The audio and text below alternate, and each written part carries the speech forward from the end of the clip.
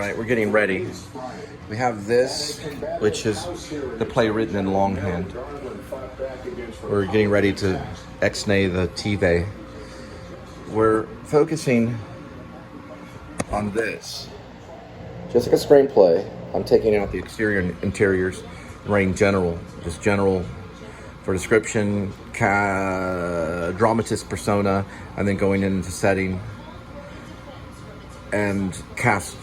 Well, the drama. So the dramatist persona, and maybe if I do well, the first opening monologue, which is the titles of the play. There'll also be this song, David Bowie's 5 Years. We'll just go ahead and cut this right here. So I'm gonna put 5 years in there because I easily can do that on the stage. They won't be able to stop me. They can on YouTube, but for live theater, we just pump up David Bowie's 5 Years and good to go. That's what I love about the theater. Let them come in. Let the David Bowie fans come in. Now, we look at this here. We wait, and once it opens, we begin this aspect of it. It's a structural piece. I mean, this aspect of it is structural.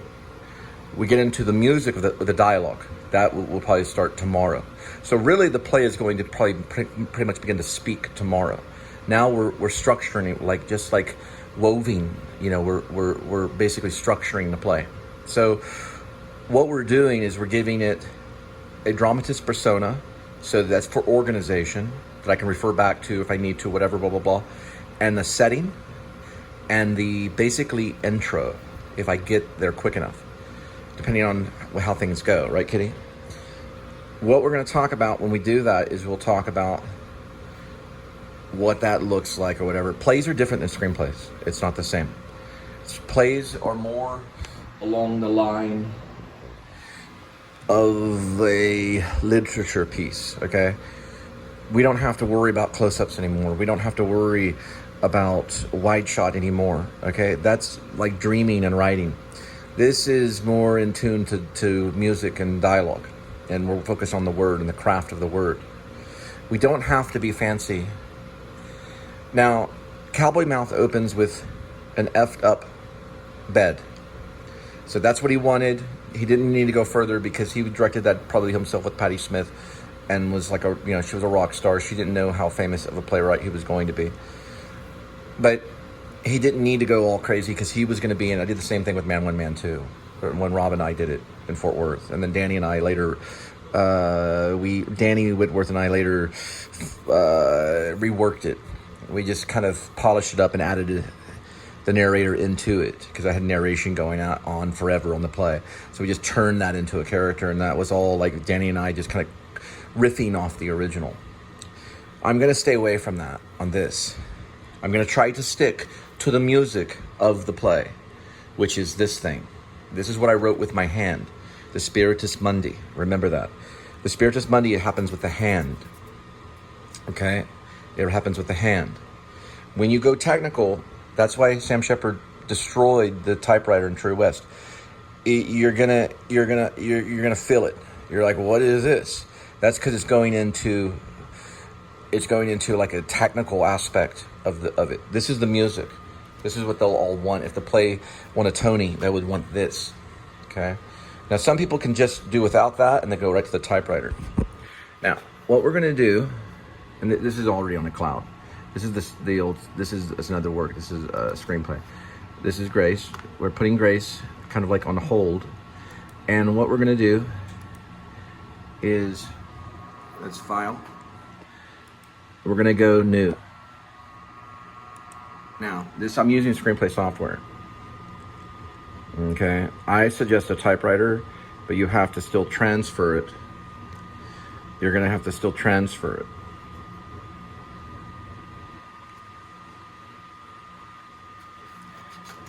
It's a Dell, forgive me. You're still gonna have to transfer it to something like a typewriter or something, or have someone do it for you. Because it'll just be papers being faxed to your friends and things, and you'll want to go digital. My suggestion. Hey, calm down. He wants to play too. That's why he's in the play. He's a domesticated cat.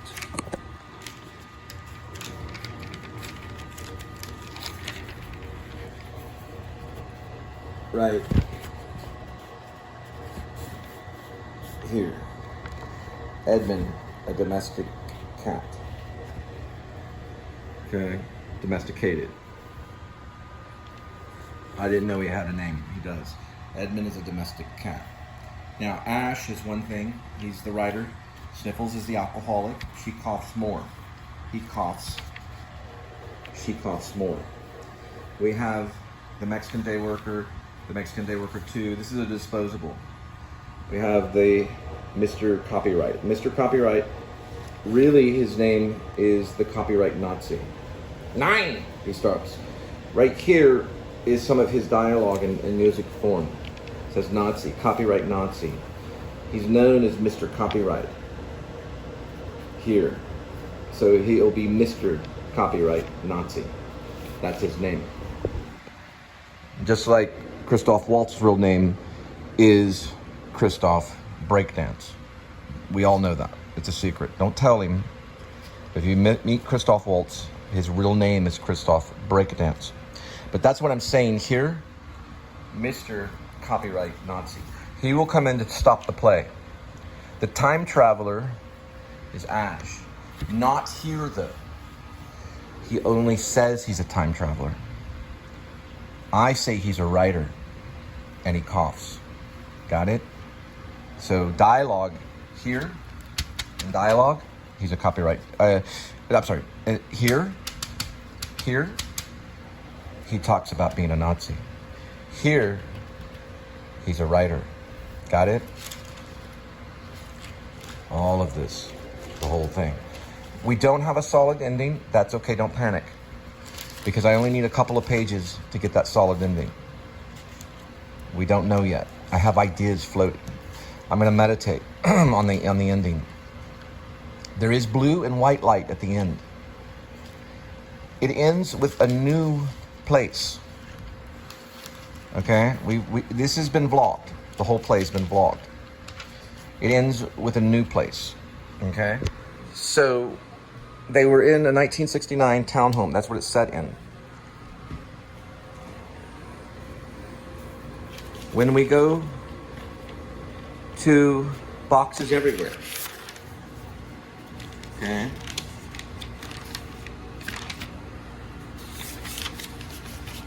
This may not be vlogged either. This is probably some stuff here.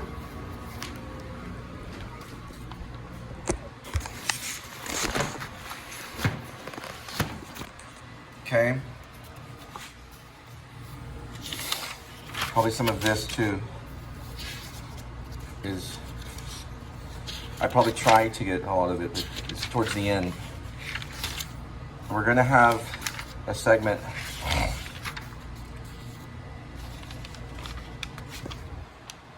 Okay, so cat purrs.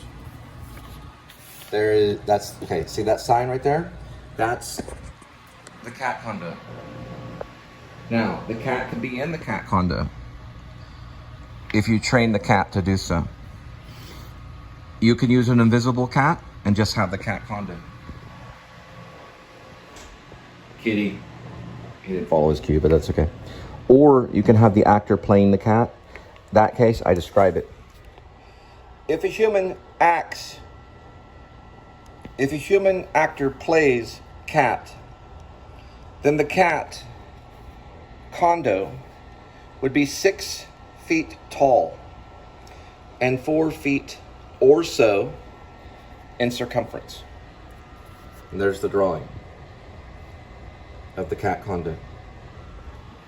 I have it sideways here because this is a note here. It's a footnote within the play.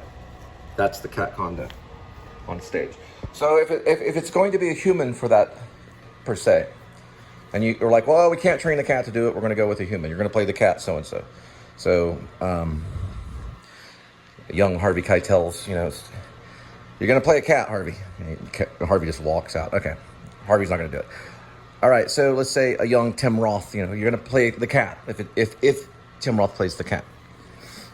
Or let's say we have a young, let's take theater actors, Ethan Hawke, a young Ethan Hawke playing a cat or something, okay? Or we can do female playing a male cat or whatever. His name is Edmund. So we have a Sarah Jessica Parker playing a cat. She played a dog one time. We're going to have to open in the very end, because they go into a new place. I think I'm going to say it's like a 1980s style apartment. The other one's a 1969 style.